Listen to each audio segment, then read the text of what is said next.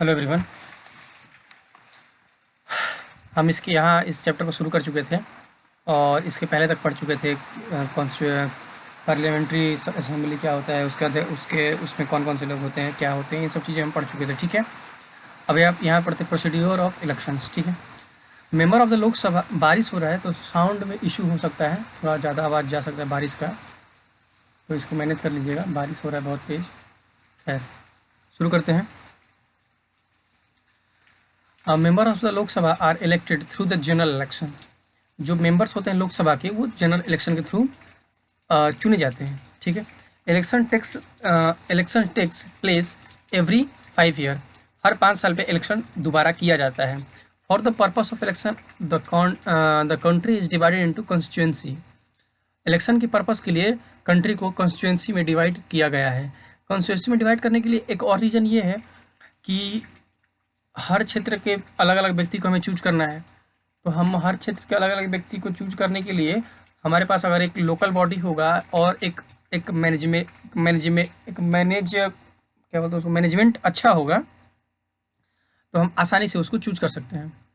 इसीलिए कॉन्स्टिट्यूएंसी में इसको डिवाइड किया जाता है। कॉन्स्टिट्यूएंसी जैसे क्या है, हम लोग का जो लोकसभा क्षेत्र है वो सासाराम लोकसभा क्षेत्र है, तो हम लोग बोल सकते हैं कि हम लोग सासाराम कॉन्स्टिट्यूएंसी में आते हैं।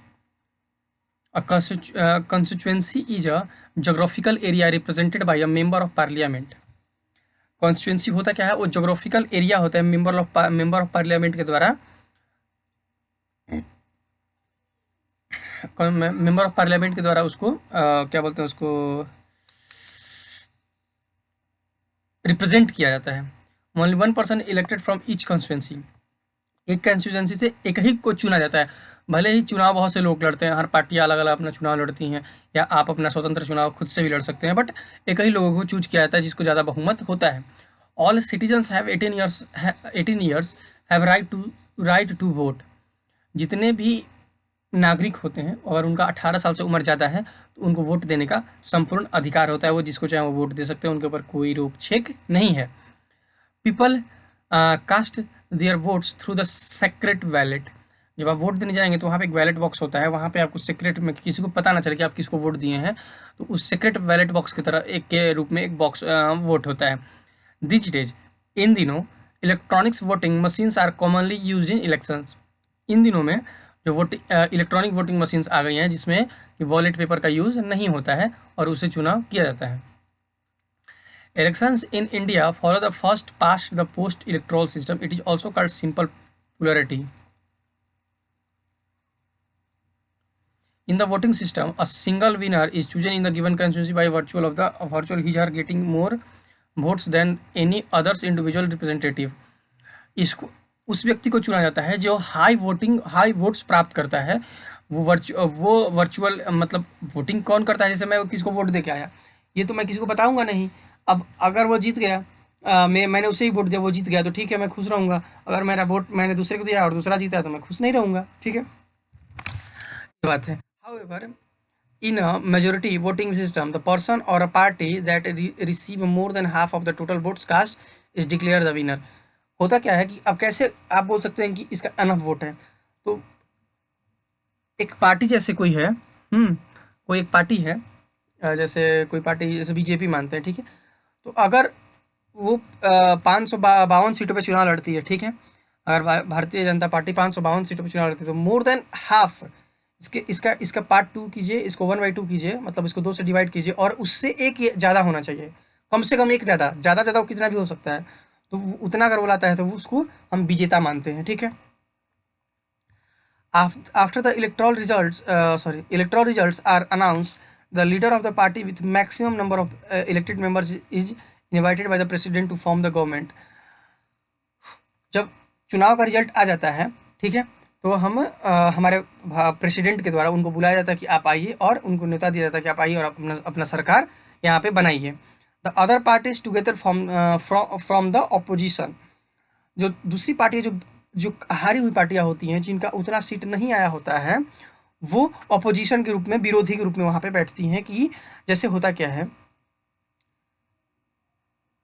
कि शासन के सत्ते में व्यक्ति पढ़ के और गलत कोई फैसला लेने लगता है, तो जो अपोजिशन पार्टियां होती हैं उनके पास अधिकार होता है कि वो उनको रोकें।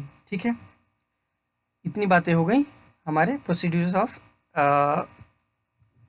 इलेक्शंस के बारे में। अब आते हैं उसमें स्पीकर आते हैं, जिसको अध्यक्ष बोला जाता है, स्पीकर को अध्यक्ष बोला जाता है। The newly elected member of the Lok Sabha elect its chairman and vice chairman known as the speaker and the deputy speaker. जो मेंबर चुन के जाते हैं पार्लियामेंट में, लोकसभा में, उन्हीं में से लोग एक और, जैसे क्या है, ऐसे एग्जाम्पल से आपको समझाते हैं। स्कूल है, स्कूल की स्थापना डायरेक्टर ने किया, ठीक है, उसमें पैसा लगाया, उसका बिल्डिंग बनाया, और उसके बाद वो किसको चूज करते हैं, प्रिंसिपल को चूज करते हैं। ठीक, कि अगर उनकी अनुपस्थिति में या उनकी उपस्थिति में भी वो निर्णय ले सके जिससे कि डायरेक्टर अपना दूसरा काम कर सके या उनको मैनेज वो कर सके। ठीक है, जैसे प्रिंसिपल किसको मैनेज करते हैं, स्टूडेंट्स को और टीचर को बताते हैं कि ये करना है, आप यहाँ गलत कर रहे हैं, यहाँ सही कर रहे हैं। ठीक है, ये चीज़ें के लिए एक चेयरमैन और एक वाइस चेयरमैन का नियुक्ति होता है, जिसको हम स्पीकर और डिप्टी स्पीकर कहते हैं। ठीक है, द वाइस चेयरमैन और deputy speaker act as the speaker of the Lok Sabha when the speaker is on leave और resigns from the his post. जब वाइस का क्या मतलब होता है, उप, जब प्रथम व्यक्ति, जैसे कि प्रिंसिपल है, उप प्रिंसिपल है, अगर प्रिंसिपल नहीं रहे स्कूल तो कौन काम करेगा, उप प्रिंसिपल काम करेंगे। उसी तरह से अगर नहीं रहते हैं या छुट्टी पे हैं और काम न रुके, इसलिए उप प्रिंसिपल को चूज किया जाता है, मतलब उप चेयरमैन या डिप्टी स्पीकर को चूज किया जाता है। ठीक है, इतनी बातें हुई। अब देखते हैं बातें राज्यसभा के बारे में। ठीक है, the Rajya Sabha is the upper house of the parliament, it is also called a council of states. ये काउंसिल ऑफ स्टेट्स इसको बोला जाता है राज्यसभा को। दो हाउस होते हैं, लोअर हाउस और अपर हाउस। लोअर हाउस में कौन आता है, क्या बोलते हैं इसको, क्या नाम है, लोकसभा, और अपर हाउस में कौन आता है, राज्यसभा। और राज्यसभा को और दूसरा क्या बोलते हैं, council of states. It has, इसके पास 250 मेंबर्स होते हैं, इसके पास 250 मेंबर्स होते हैं, 12 of whom are chosen by the president of their components in the fields of arts, literature, science, social services. These members are known as nominated members. अब देखिए, एक होते हैं कौन, इलेक्शन में लोकसभा में कौन जाता है, इलेक्टेड मेंबर, और इसमें कौन जाता है, नॉमिनेटेड मेंबर।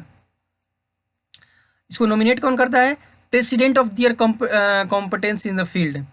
हमारे जो राष्ट्रपति होते हैं वो इनको चूज करते हैं। जैसे आप खेल के क्षेत्र में बहुत आगे हैं, आप राजनीति के क्षेत्र में हैं, या किसी बहुत बड़े आप पोस्ट पे हैं, या सामाजिक में हैं आप हैं, तो उसमें आपको राज्यसभा का प्रेसिडेंट को अधिकार होता है चूज करने के लिए। ठीक है, the remaining members are elected by states and the union territory by the method of indirect elections. Direct election और इनडायरेक्ट इलेक्शन होते हैं। The elected member of the legislative assembly of a state and members of the electoral college of an union territory participate in the Rajya Sabha elections. The more populous states have more members. The members serve a period of 6 years with 1/3 of the members retiring every 2 years. Thus, the Rajya Sabha is a permanent body and is never dissolved. The Vice President of India is ex officio chairperson of the Rajya Sabha. The deputy chairperson of the Rajya Sabha is elected from its member and takes care of the day-to-day member of the House in absence of the chairperson. क्या कहने का मतलब है कि राज्यसभा का पूरा कार्यकाल 6 साल का होता है एक व्यक्ति का, लेकिन इसमें होता क्या है कि जैसे हर 5 साल पे सरकार बदल जाती है।